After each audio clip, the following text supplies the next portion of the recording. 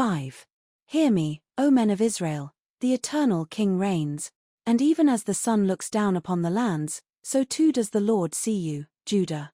You call yourself his bride, yet you are a mistress unto harlots, and so then shall you come to naught, falling to ruinous misfortunes. But in your suffering, you shall have fame in later generations, and even into distant lands. And those that shall escape this suffering shall be sent to prosperous lands that mankind had not known. And with a purple robe, mighty, just, and in his fierceness shall the Son of Man come to your children's children after the thunder and the storms. Those of an evil yoke shall be destroyed, and after shall the Lord descend in his mercy. But first shall the soil of these distant lands be wet with blood and rain, for your seed shall drink much murder.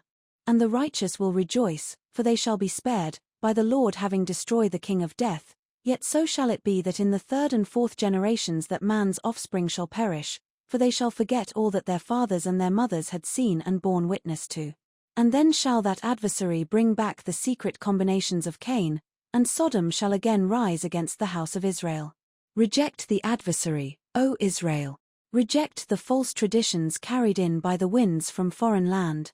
Remember the words of Asima, standing in the temple in Jerusalem, to her Israel, even the divine mother who does say, enter into the presence here in this temple of holiness, in worship of the Lord, in respect for thyself, and all that herein dwell.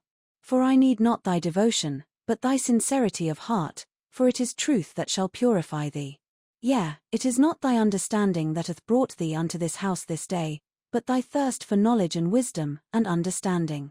Enter not by thy fears, not by thy sins, not by thy hatred, but with a broken heart and a contrite spirit, that through the mercy of the Lord these impurities shall be cut out. And this that you shall find strength. You may look upon me as thy mother, and as thy sister, and as thy wife, and as thy daughter, but look not upon me as one to look down upon or that should look down upon thee. I am the very presence of Elohim. The devotion you have for me, is it greater than that which you have for the breath that is within you? Behold, if you should be offended of these, you do offend unity, who is the Lord. If you should be one and stand in the presence, it is understanding that you shall take with you. Wherefore, I say unto you, enter this house this day with respect for all those that dwell herein, and for yourself. Do this and it shall be well for you. I will speak freely to you, and I will give you the sayings of El Elyon that you may share them among you, though they will be mocked and scorned by you. Yet all those who would understand will know and share them as parables to teach all that would listen, and as riddles to those that would hold fast to truth. And all those who would infiltrate the hidden mysteries, all those seeking the beginnings of knowledge, even those who would hold fast to the secret pleasures, these shall know truth when they find it and shall teach truth in ways understood by the godly. And all those who will walk in simplicity will know the path, while those who are devious, those with a stiff neck, with hard heart, they that do lay with the harlot, these are the customs of fools, and they will lose the inheritance of Israel. What good is the secret of the Lord? The mystery of the wisdom of Shekinah?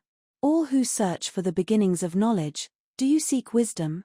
What is understanding to you? Why is the heart sought in strength when the fool cannot hear the parable? What good is the puzzle to you if even when the solution is found, it is not understood?